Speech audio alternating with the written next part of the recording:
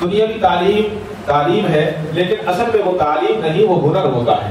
چاہے وہ انجینئر ہے، چاہے وہ ڈاکٹر ہے، جو بھی تعلیم ہے وہ ہنر ہے. وہ اس لیے کہ جب تک وہ زندہ ہے وہ اس کے کام آتا رہے گا، اور جب وہ مرے گا تو اس کے کام نہیں آئے گا، وہ ختم ہو جائے گا. لیکن علم دین قرآن کا علم ایک ایسا علم ہے کہ مرنے کے بعد بھی اس کا ثواب اور صدقہ جاریہ برابر جاری رہتا ہے، اور جس کو اس نے پڑھایا یا پڑھوایا یا پڑھنے میں مدد کی یا اس سے محبت کی، وہ اس کے لیے صدقہ جاریہ بن کر چلتا رہتا ہے.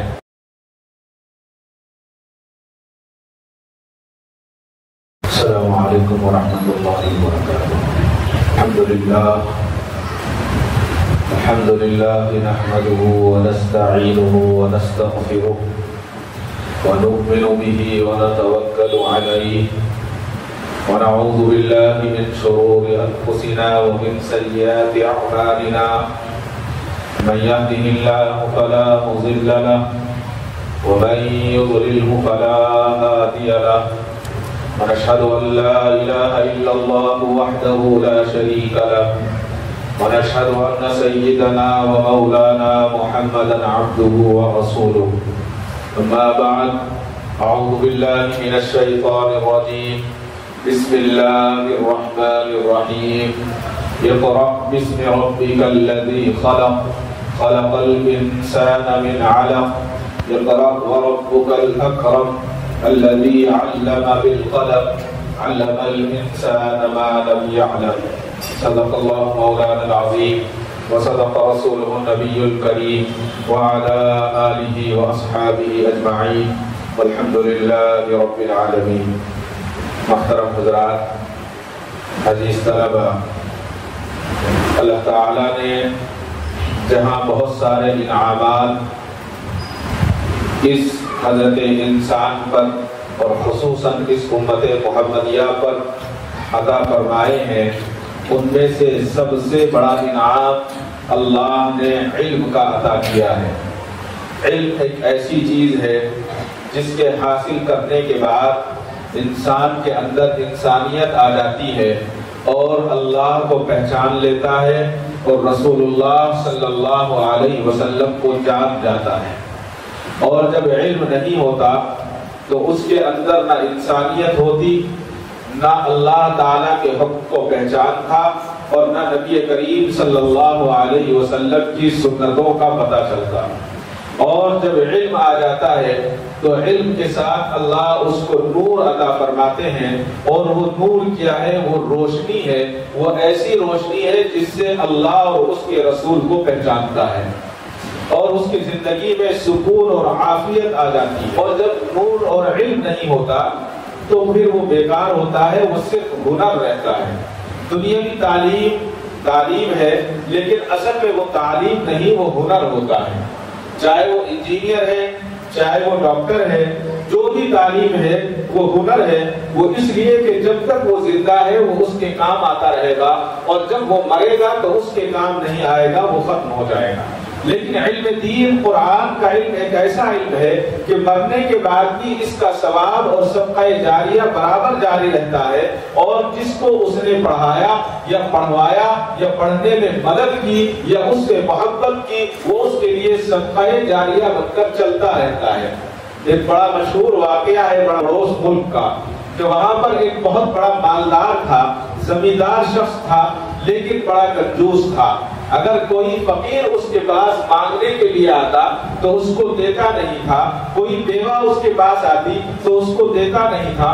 کوئی بھی آ جائے مانگنے کے لیے تو سب کو یہ یقین تھا کہ یہ کبھی کسی کو ایک پیسہ نہیں دے گا، اور معمول بھی اس کا یہی تھا کہ جو بھی ضرورت مند آتا اس کو دھتکارتا اور اس کو بھیج دیتا. عمر کافی ہو گئی. عمر کے بعد ایک دن اس کا انتقال ہوا، جیسے سب کا ہوتا ہے. انتقال کے بعد چاروں طرف سے لوگ آنے شروع ہوئے، اور ہزاروں کی تعداد میں پڑھے لکھے لوگوں کی ایک بڑی تعداد جمع ہو گئی. لوگ کہنے لگے کہ بھائی آپ کا اس سے کیا تعلق، آپ آپ تو آرمی کے بہت بڑے چیف ہیں، آپ تو فوج کے بہت بڑے عہدے پر ہیں، آپ تو بڑے ہاسپٹل کے بہت بڑے ڈاکٹر ہیں، آپ تو فلاں مدرسے کے بڑے استاد ہیں، آپ کا اس کنجوس سے کیا تعلق تھا؟ تو لوگوں نے ایک بڑی عجیب بات بتائی اور کہا کہ یہ دیکھنے میں کنجوس تھا، لیکن حقیقت یہ ہے کہ یہ کنجوس نہیں تھا۔ جو بچے پڑھنا چاہتے تھے ان کے والدین اس سے ملتے یا اس کو پتا چلتا کہ یہ بچہ ذہین ہے تو اس کو بلا کر اس کا پورا خرچ اٹھاتا اور اس سے وعدہ کرتا کہ مجھ سے وعدہ کرو جب تم تعلیم حاصل کر لو گے، جب تم قابل بن جاؤ گے تو جتنا پیسہ میں نے تمہیں دیا ہے وہ پیسہ لا کر مجھے واپس کرو گے۔ یہ بھی ایک عجیب بات ہے، کون اس شرط پر پیسہ دیتا ہے؟ لیکن اس کی عجیب شرط تھی کہ جب تم پڑھ لو گے تو تم میرا پیسہ مجھے واپس کر دو گے۔ تو اکثر بچے اس سے پڑھتے اور جب وہ پیسہ واپس کرنے کے لیے آتے تو وہ کہتا کہ نہیں، اب مجھے اس پیسے کی ضرورت نہیں ہے، اب تمہارے لیے لازم ہے کہ اس پیسے کے ساتھ ساتھ اتنا ہی پیسہ اور جمع کرو اور کم سے کم 2 بچوں کو تمہیں پڑھانا ہے۔ تو جب اس کا انتقال ہوا تو اس کے پاس سے ایک رجسٹر ملا، اس رجسٹر کے اندر جب نام دیکھے گئے تو اس ملک کے بڑے بڑے پڑھنے والوں کے نام تھے جو بڑے بڑے عہدوں پر کام کر رہے تھے۔ تو لوگوں کو معلوم ہوا کہ لوگ جس کو کنجوس کہا کرتے تھے، لوگ جس کو بیکار کہا کرتے تھے، اللہ نے اس سے بہت بڑا کام لیا۔ وہاں کے ایک بہت بڑے اخبار نے اس پر مضمون لکھا اور اس مضمون کی ہیڈنگ لگائی کنجوس سخی، کنجوس سخی۔ اللہ اکبر! جب اللہ تعالیٰ کسی سے کام لیتا ہے تو اس طرح لیتا ہے، لیکن سچی بات یہ ہے کہ اگر انسان کے پاس علم نہیں ہے تو وہ بیکار ہے۔ حضرت عمر رضی اللہ تعالیٰ کے عہد خلافت کے زمانے میں قدسیہ اسلامی فوج ٹھہری ہوئی تھی۔ مشہور صحابی رسول سیدنا حضرت سعد بن وقاص رضی اللہ تعالیٰ کو خط لکھا گیا کہ وہ حضرت نفلہ رضی اللہ تعالیٰ کو ملک کے عراق کے حلوان شہر میں 300 سواروں کو حملے کے لیے بھیجے۔ حضرت سیدنا عمر فاروق کے زمانے میں ہوا تو انہوں نے ایسا ہی کیا۔ سیدنا نفلہ انصاری رضی اللہ تعالیٰ حزم حکم وہاں پہنچے اور بڑی جوابندی کے ساتھ آپ نے اپنے ساتھیوں کے ساتھ دشمنوں سے مقابلہ کیا اور وہاں پر جو ہے فتح اللہ نے انہیں عطا فرمائی اور جیت گئے۔ بہت سارا مال غنیمت ہاتھ آیا، قیدیوں کو آپ نے قید کیا اور جب لشکر لے کر واپس آنے لگے تو عصر کا وقت ہو گیا۔ جب عصر کا وقت ہوا تو حضرت نفلہ انصاری رضی اللہ تعالیٰ نے قیدیوں کو ایک طرف پہاڑ کی دامن میں رکھا، کچھ لوگوں کو ان کی حفاظت کے لیے رکھا، وہاں پر مال رکھا اور خود پہاڑ کے دامن پر چڑھ گئے اور چڑھ کر اذان دینے لگے۔ جب آپ نے اللہ اکبر کہا تو اس پہاڑ کے اندر سے آواز آئی، اے نفلہ، تو نے اللہ تعالیٰ کی بہت بڑی بڑائی بیان کی ہے۔ اور جب انہوں نے اشہد ان لا الہ الا اللہ کہا تو جواب آیا، اے نفلہ، یہ وہ کلمہ ہے جو جہنم سے نجات دلاتا ہے۔ اور جب کہا اشہد ان محمد رسول اللہ تو آواز آئی، اے نفلہ، یہ اسم مبارک ان کا ہے جن کی بشارت ہمیں سیدنا عیسیٰ علیہ السلام نے دی۔ انہی کے وقت میں قیامت آئے گی۔ اور جب حضرت نفلہ رضی اللہ تعالیٰ نے حی علی الصلاۃ کہا تو آواز آئی، خوشخبری ہو ان کے لیے جو کوشش کریں نماز کے لیے۔ اور جب حی علی الفلاح کہا تو یہ آواز آئی، بے شک فلاح پا گیا وہ شخص جس نے اللہ کے پکارنے والے کی صدا سن کر اس پر عمل کیا، یعنی نماز پڑھی، نماز قائم کی۔ پھر جب اللہ اکبر لا الہ الا اللہ کہا تو پہاڑ کے اندر سے یہ آواز آئی، اے نفلہ، یہ کلمہ اخلاص ہے، انسان کو جہنم سے دور کرنے والا ہے اور اللہ سے ملانے والا ہے۔ آواز تو آ رہی ہے لیکن آواز دینے والا نظر نہیں آیا۔ جب اذان ختم ہو گئی تو وہاں سے پہاڑ سے ایک جن ظاہر ہوا اور اس جن نے کہا کہ میں حضرت عیسیٰ علیہ السلام کے رفقا میں سے، یعنی حضرت عیسیٰ علیہ السلام کے ساتھیوں میں سے ہوں۔ اللہ نے جنات کو بڑی عمر عطا فرمائی ہے۔ تو اس نے کہا کہ یہ جو تم نے خوشخبریاں سنائی ہیں یہ بالکل سچ ہے۔ معلوم یہ ہوا کہ اسلام سے سچا اور اسلام سے اچھا کوئی مذہب نہیں، لیکن اس کے لیے ضروری ہے کہ علم حاصل کرے۔ خصوصیت کے ساتھ جو ہمارے پاس آج یہ بچے پڑھنے کے لیے آئے ان سے خاص طور سے یہ ہے کہ علم کی قدر جانے. آپ یہ سمجھتے ہیں کہ مدرسے میں آپ کو لا کر ڈال دیا گیا، آپ کو لا کر ڈالا نہیں گیا ہے، بلکہ اللہ نے آپ کو اس کے لیے چن لیا ہے، تو اللہ نے آپ کو قبول کیا ہے اور آپ مدرسے میں آئے. کتنے بچے ایسے ہیں جو روڈ پر گاڑیوں کو درست کرتے ہیں، کتنے بچے ایسے ہیں جو ہوٹلوں میں برتن دھوتے ہیں، کتنے بچے ایسے ہیں جو گھروں میں کام کرتے ہیں، لیکن اللہ نے آپ کو مسجد کے ماحول میں رکھا، مدرسے کے ماحول میں رکھا، قرآن کے ماحول میں رکھا، اور لوگ اپنی جیب کا پیسہ بچا کر، اپنے بچوں کا پیسہ بچا کر، اپنے پیٹ کا پیسہ بچا کر اپنی محنت کا پیسہ آپ پر خرچ کر رہے ہیں. وہ اس لیے کر رہے ہیں کہ آپ اللہ کے محبوب ہیں، اللہ تعالیٰ نے آپ کو پسند کیا ہے. نہیں تو کسے ضرورت ہے کہ اپنا پیسہ آپ پر خرچ کریں؟ یہ اللہ کا نظام ہے. آدمی کو بظاہر آنکھوں سے لگتا ہے کہ ہمیں پیسے نہیں ملیں گے، لیکن بہت بڑی چیز ہے اللہ نے قرآن کے لیے قبول کیا ہے. وکیل احناف مناظر اہل سنت حضرت مولانا صفدر امین صاحب رحمۃ اللہ علیہ بہت بڑے بزرگ گزرے ہیں، بہت بڑے عالم تھے. اللہ نے ان سے بڑا کام لیا اور دین کا بڑا مطالعہ تھا حضرت کا. تو حضرت کے جو والد تھے وہ پڑھے لکھے آدمی نہیں تھے، وہ زراعت کیا کرتے تھے، کھیتی کیا کرتے تھے. تو حضرت کے والد اپنے شیخ کے پاس گئے جو حضرت جس سے بیعت تھے. تو حضرت کے والد کو ان کے شیخ نے کہا کہ آپ اپنے بچے کو کیا بنائیں گے؟ تو انہوں نے کہا کہ حضرت میں تو کھیتی باڑی کرنے والا ہوں، میرا بچہ بھی کھیتی باڑی کرے گا. تو حضرت نے کہا کہ کھیتی باڑی تو ٹھیک ہے کرتے رہو، لیکن اپنے بچے کو عالم بنا دو. تو انہوں نے کہا کہ ضرور میں عالم بناؤں. تو انہوں نے اپنے شیخ سے وعدہ کیا کہ میں اپنے بچے کو عالم بناؤں گا. اور اس کے بعد وہ آ گئے. حضرت آنے کے بعد انہوں نے اپنے جو ہے شیخ کے کہنے کے مطابق اپنے بچے کو مدرسہ بھیجنا شروع کر دیا. اب جب مدرسہ بھیجنے لگے، بیٹے کا نام تھا امین. مدرسہ جاتا لیکن پڑھتے نہیں تھے، پڑھنے میں دل نہیں تھا، کام میں دل تھا. بار بار ان کو سمجھاتے کہ بھائی پڑھ لو اچھا رہے گا. اور جب کام کا وقت ہوتا تو والد ان کو لے کر کھیتی باڑی کے لیے کھیت پر چلے جاتے. کام میں بڑا دل لگتا تھا، پڑھنے میں دل نہیں تھا. والد تہجد گزار تھے. ایک دن تہجد میں رو کر وہ دعا کر رہے تھے، اے اللہ میرے بچے کو بغیر پڑھے لکھے عالم بنا دے. لیکن ایسا تو ممکن نہیں تھا کہ بغیر اس کے وہ عالم بن جائے. اب بچے نے سنا، لیکن سن کر ایک کان سے سنا دوسرے کان سے نکال دیا.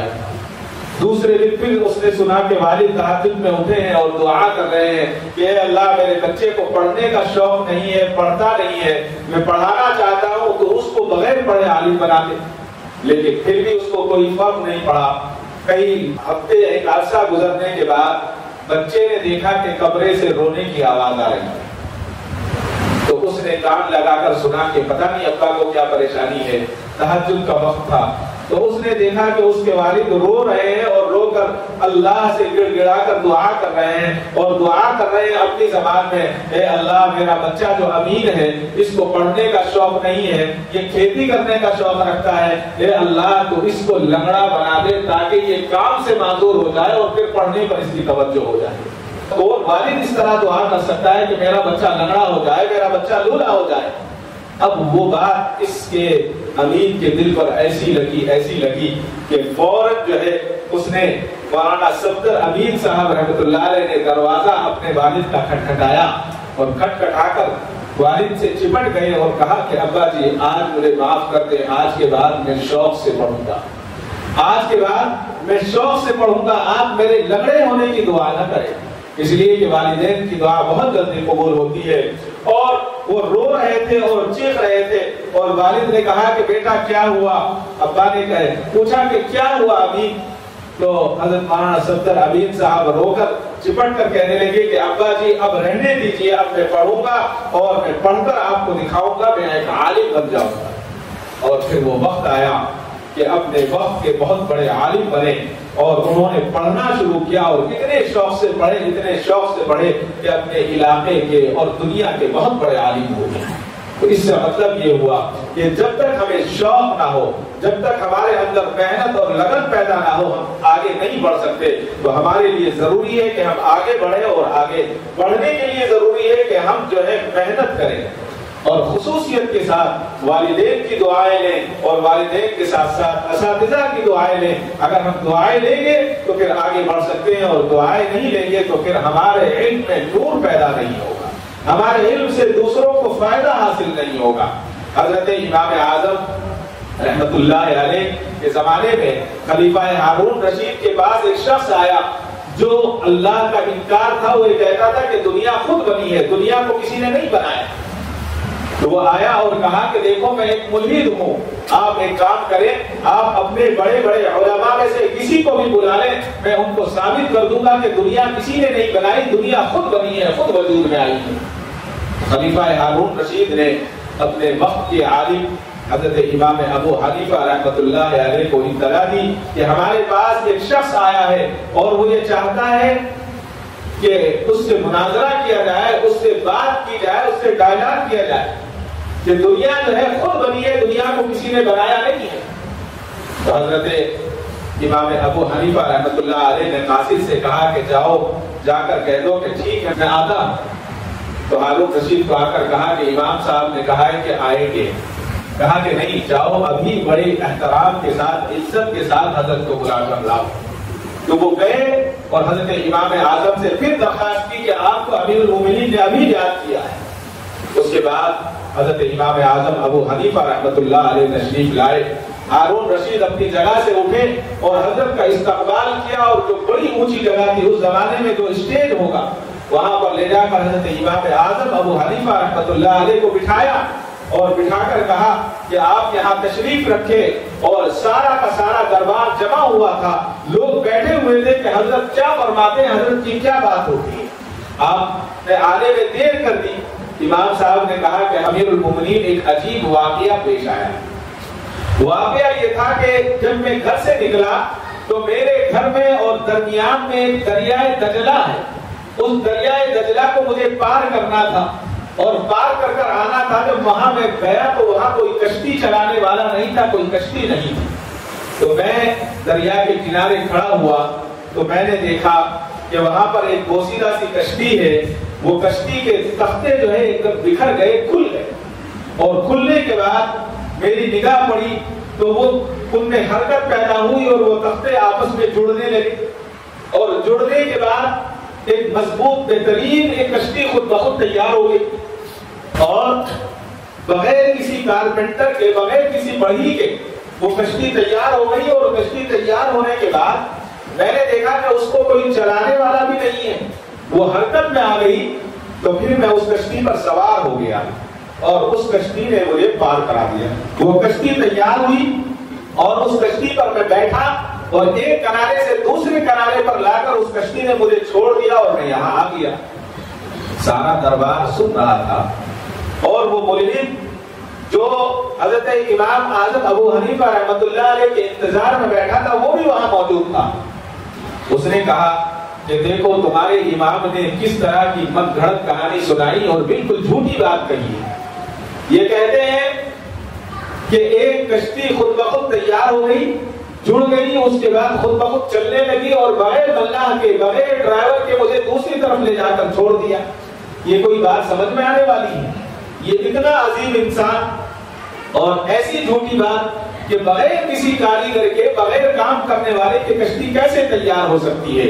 حضرت امام اعظم رحمت اللہ علیہ نے فوراً کہا کہ اے کافر مطلق، میں یہی تجھے سمجھانا چاہتا تھا کہ ایک چھوٹی سی چیز جس کی کوئی حیثیت نہیں ہے، ایک کشتی بغیر کارپینٹر کے تیار نہیں ہو سکتی، ایک کشتی بغیر ملاح کے دریا عبور نہیں کر سکتی. تو بتا یہ دنیا کا نظام، اس کائنات کا نظام بغیر کسی چلانے والے کے کیسے چل سکتا ہے. لوگوں کے بات سمجھ میں آ گئی. لوگوں نے کہا کہ واقعی حضرت امام اعظم ابو حنیفہ رحمۃ اللہ علیہ کی اس علمی بصیرت اور اس بہترین مثال سے لوگوں کا ایمان اور پکا ہو گیا اور پختہ ہو گیا. اور وہ جو ملحد آیا تھا، جو بے دین آیا تھا، اس نے کہا کہ امام صاحب بہت اچھی آپ نے مثال دی کہ ایک کشتی جب بغیر محنت کے نہیں بن سکتی، ایک کشتی بغیر انسان کے کام نہیں کر سکتی تو دنیا کا اتنا بڑا نظام کیسے کام کر سکتا ہے؟ لہذا میں ملحد تھا لیکن میں اپنے ملحد سے اپنا انکار کرتا ہوں اور میں آپ کے خدا پر ایمان لاتا ہوں، اور اس نے کلمہ پڑھ لیا۔ معلوم یہ ہوا کہ اگر علم ہوگا تو آپ سامنے والے کو سمجھا سکتے ہیں، علم ہوگا تو آپ بتا سکتے ہیں، اور علم نہیں ہے تو کوئی کام کی چیز نہیں ہے۔ حضرت عثمان بن عبداللہ رضی اللہ تعالیٰ کہتے ہیں کہ ایک دن میرے گھر والوں نے مجھ کو پانی کا ایک پیالہ دیا اور کہا کہ جاؤ ام المؤمنین حضرت ام سلمہ رضی اللہ تعالیٰ عنہا کے پاس اور ان سے جا کر کہو کہ اس پانی پر جو ہے دم کر دو۔ اگر کسی کو اس زمانے میں نظر لگ جاتی اور نظر لگنے کے ساتھ ساتھ کسی کو کوئی بیماری لاحق ہوتی تو پانی کا ایک کٹورا جو ہے، پیالہ جو ہے، حضرت ام سلمہ رضی اللہ تعالیٰ کے گھر بھیجا کرتے تھے۔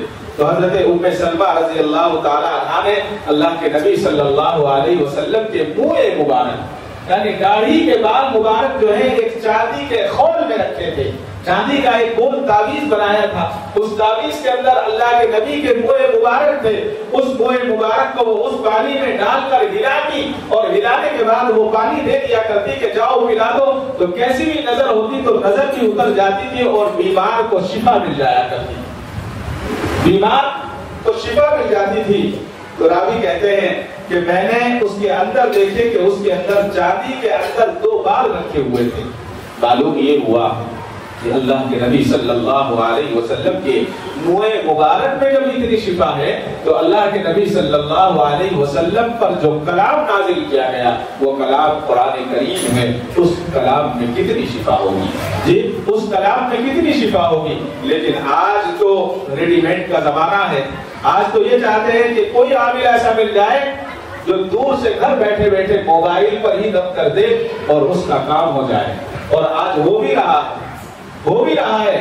ہمارے محلے کے اندر کچھ ایسے عامل پیدا ہو گئے ہیں کہ موبائل پر ان کو عملیات کا ان کے لوگ ان کو بتا رہے ہیں۔ افسوس کی بات، اگر ہمیں کوئی پیٹ میں درد ہے تو ہمیں دوا کھانی پڑے گی، لیکن اب عامل ایسے آ گئے ہیں، ایڈوانس ٹیکنالوجی ہے، جی اتنی ایڈوانس ٹیکنالوجی ہے، میں کسی کے دھندے کے پیچھے نہیں ہوں، لیکن مجھے صرف یہ بتانا ہے کہ معصوم عوام کس طرح گمراہ ہو رہی ہے، کس طرح گمراہ ہو رہی ہے۔ لوگ جا کر ان سے کہتے ہیں کہ ہمیں یہ پریشانی ہے، تو وہ کہتے ہیں کہ فلاں وقت میں آنا، حضرت کا فون آئے گا اور حضرت جو ہے بتائیں گے آپ کو کیا فرض ہے۔ اللہ اکبر! ارے بھائی تجھے فون کیوں آئے گا؟ مریض کو فون آنا چاہیے نا، مریض کو فون نہیں آئے گا، اس کو ہی فون آتا ہے، اور اس کے بعد وہ جو بتاتے ہیں کہ حضرت نے یہ بتایا ہے، یہ اس وقت کی بات ہے، اس پہلے کی بات ہے، کسی اور کی بات نہیں۔ اس کے بعد کہتے ہیں کہ آپ کو یہ کرنا ہے، انہوں نے کہا ٹھیک ہے کر لیں گے۔ جب وہ کر لیں گے پھر کہیں گے حضرت ہدیہ کیا دینا ہے، کہ نہیں ہدیہ ہم نہیں لیتے، حضرت بتائیں گے ہدیہ کیا دینا ہے۔ اللہ اکبر! حضرت بتائیں گے کہ ہدیہ کیا دینا ہے۔ بہت مشہور ہم نے ایک لطیفہ پڑھا تھا، آپ نے بھی سنا ہوگا، کہ کسی پیر صاحب کی کسی نے دعوت کی، اور دعوت کرنے کے بعد جب گھر کے اندر داخل ہونے لگے تو انہوں نے اپنا ڈنڈا ہلانا شروع کر دیا۔ لوگوں نے کہا کہ حضرت کیا ہوا؟ کہا کہ یہاں پر 4 شیطان بیٹھے تھے، ان کو بھگا رہا ہوں، 4 شیطان بیٹھے تھے، ان کو بھگا رہا ہوں۔ تو لوگوں نے کہا کہ سبحان اللہ، بہت بڑے حضرت ملے ہیں، بہت بڑے پیر صاحب ہیں، یہاں پیر بھی نہیں، منگل بھی نہیں، 4 شنبہ بھی نہیں ہے، کچھ نہیں ہے۔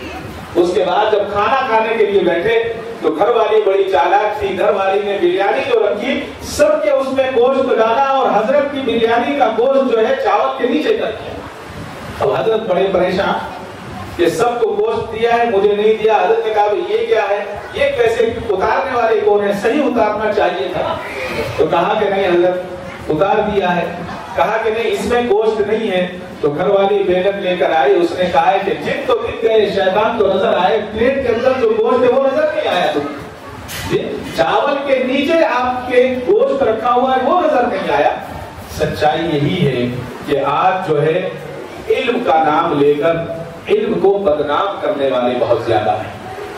جس طرح سے کچھ لوگ جماعت میں لگ جاتے ہیں اور لوگ یہ کہتے ہیں کہ یہ جماعت کا آدمی تھا، جماعت بری نہیں ہے، اس آدمی نے اس کو اپنا اوڑھنا بچھونا بنا کر جماعت کو بدنام کیا۔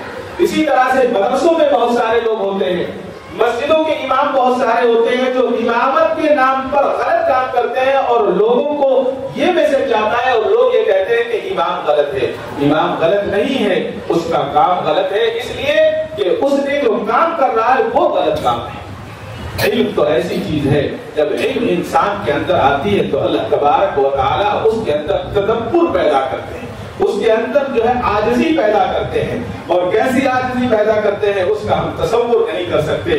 علم ایک ایسی چیز ہے کہ جب علم انسان کے اندر آ جاتی ہے تو وہ ہر چیز کو، ہر تکلیف کو برداشت کرتا ہے اللہ اور اس کے رسول کو راضی کرنے کے لیے. حضرت عبداللہ بن مبارک رحمۃ اللہ علیہ کہتے ہیں کہ میں امام مالک رحمۃ اللہ علیہ کی خدمت میں حاضر تھا اور آپ حدیث نبوی بیان فرما رہے تھے. قرأت حدیث کے دوران آپ کے چہرے کا رنگ زرد ہو گیا، پیلا ہو گیا، مگر آپ نے حدیث پڑھانا نہیں چھوڑا. جب آپ حدیث سے فارغ ہوئے تو حضرت عبداللہ سے امام مالک نے کہا کہ ذرا میری کمر کو دیکھو. میں نے کپڑا ہٹا کر دیکھا تو ایک بچھو نے 16 جگہ پر حضرت کے ڈنک مار رکھا تھا. پوچھا کہ حضرت آپ نے بتایا کیوں نہیں؟ 16 مرتبہ آپ کو بچھو نے ڈنک مارا ہے. تو حضرت امام مالک نے فرمایا کہ میں نے رسول اللہ صلی اللہ علیہ وسلم کے کلام کی عظمت کی وجہ سے صبر کیا ہے. مدینہ طیبہ میں ایک شور ہوا کہ ایک ہاتھی آ گیا ہے، ہاتھی آ گیا ہے. وہاں ہاتھی نہیں ہوتا تھا اس زمانے میں. حضرت امام مالک رحمۃ اللہ علیہ کے کچھ شاگردوں نے حضرت سے گزارش کی کہ حضرت ہم نے ہاتھی نہیں دیکھا زندگی میں، ہم ہاتھی دیکھ لیں. حضرت نے کہا جاؤ ہاتھی دیکھ لو. سب کے سب چلے گئے لیکن ایک شاگرد حضرت کا وہاں بیٹھا رہا. حضرت یحییٰ بن یحییٰ، حضرت یحییٰ بن یحییٰ بیٹھے تھے. تو حضرت امام مالک نے کہا کہ آپ ہاتھی دیکھنے کے لیے کیوں نہیں گئے؟ تو یحییٰ بن یحییٰ رحمۃ اللہ علیہ نے کہا کہ حضرت میں اندلس سے مدینہ ہاتھی دیکھنے کے لیے نہیں، میں علم حاصل کرنے کے لیے آیا ہوں. تو حضرت امام مالک رحمۃ اللہ علیہ نے بڑی دعائیں دی اور فرمایا کہ یحییٰ بن یحییٰ تم اندلس کے ایک بہت بڑے عالم بنو گے. اور وہی ہوا. لوگوں نے دیکھا کہ اندلس کے بہت بڑے عالم بنے گا. معلوم یہ ہوا جب علم قدر کے ساتھ اور اللہ کو خوش کرنے کے لیے علم حاصل کیا جاتا ہے تو اللہ تعالیٰ علم کا نور عطا فرماتے ہیں. اور اگر کسی کو دھوکہ دینے کے لیے، کسی کے ساتھ چیٹنگ کرنے کے لیے کسی بھی طرح سے علم حاصل کر یا علم حاصل بھی نہیں کیا ہے، کسی طرح دھوکہ دے رہا ہے تو یہ دھوکے بازیاں چند دن چلتی ہیں. دھوکے بازی دھوکہ دے لے گا، دنیا میں چند دن کے لیے فائدہ اٹھا لے گا، لیکن آخرت اس کے لیے بربادی بربادی ہے. اللہ تعالیٰ سے دعا فرمائے اللہ تعالیٰ مجھے اور آپ کو علم نافع عطا فرمائے. اللہ تعالیٰ قرآن و حدیث کی سمجھ عطا فرمائے اور اللہ تعالیٰ اپنے حکموں پر چلنے کی توفیق عطا فرمائے. وآخر دعوانا الحمدللہ رب العالمین. کعبے پہ پڑی جب پہلی نظر، کیا چیز ہے دنیا بھول گیا، کیا چیز ہے دنیا بھول گیا.